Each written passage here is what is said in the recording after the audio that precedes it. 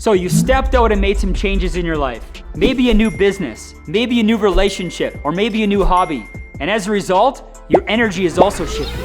For you, this was an exciting, nerve-wracking change. For others who picked up on some change in energy, some of them are threatened by your newfound excitement for your life.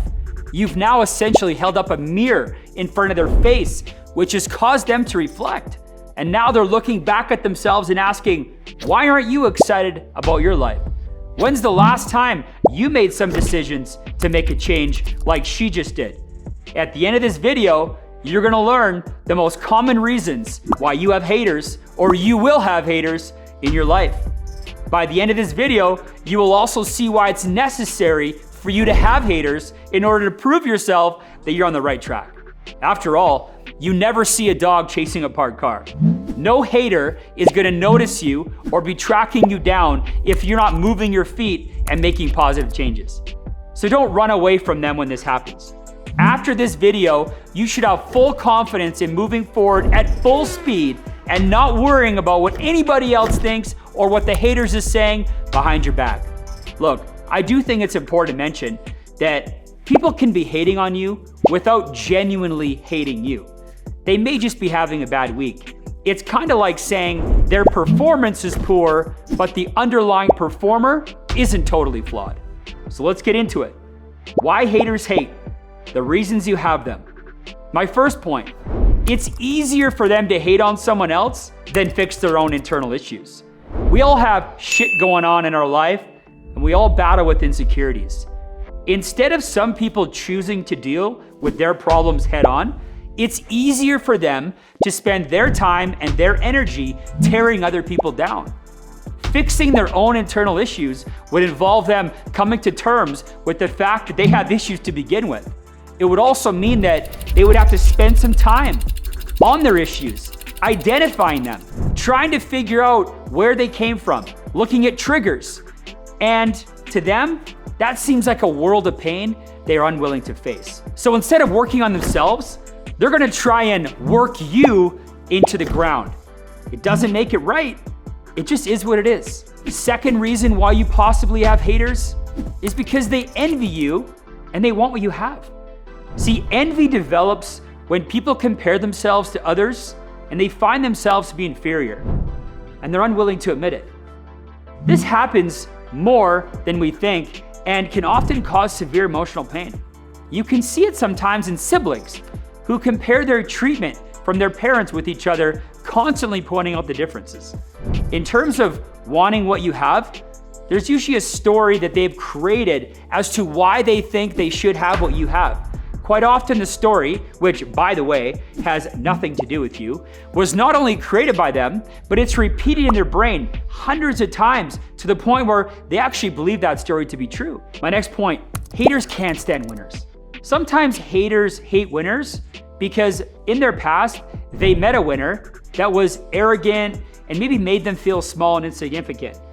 But mostly haters can't stand winners because they consider themselves then to be a loser. A loser in their relationship, loser in their health, loser in their business, regardless of the context. The main reason a hater can't stand a winner is because they feel internally destined to be a loser, and it's hard for that person to be around a winner. Now, we know that this isn't true, but to them, the threat of you winning reminds them of why they're not. And that is too much to handle for most people. Hey, I would love to hear below in the comments from you on your experiences with haters and how you overcame it and the challenges you had. I'd love to learn from some of your feedback. All right, my next point. Sometimes haters think that you're undeserving of success. Somehow in their brain, they think that you're an imposter and that maybe you got lucky. Even if you did get lucky, for example, let's say you won the Lotto Max for 50 million. It's still no excuse for people to hate on you. It just is, again, what it is. They start asking questions of themselves like, why can't I get lucky? I work harder than they do. I've been putting more hours in and more time and they have more than I have. And they start stacking up all the reasons why they deserve it more than you do. And instead of helping you celebrate your successes, they just keep score. And they think the world has slighted them. My next point is, maybe they're feeling emptiness in their own lives. Maybe there's something missing in their life. It could be anything from a challenge that they're having a hard time overcoming or maybe the feeling of loneliness because they haven't found their partner in life. And instead of putting in the work that they need to do to become better, to overcome that challenge, or the work to become a better person and attract a higher caliber of life, they're focusing their time and their energy on you, which ironically keeps feeding their emptiness. Let me give you an example. Last year, I discovered a few accounts that were following me on Instagram. They were ghost accounts, and these were ghost accounts of people that I'd already blocked. These people went to all the work to create fake profiles to watch me, watch every story and every move. By following me and watching my every move, it only fed their emptiness and their hatred of themselves. My next point is this: they fear you because they don't understand you. See, fear makes good people act irrationally. You do have to understand that even though some people hate on you, doesn't make them bad people overall. We all fear things that we don't understand. It happens to all of us. We've all caught ourselves speaking negatively about something we aren't fully educated on. And instead of spending time getting educated on it, it's easier for us to speak negatively because we feel like it gives us some sort of authority over the issue, when in fact, it makes us look weak and insignificant. So, hopefully by now, you have a better understanding of why you have attracted some haters in your life, whether presently or in your past.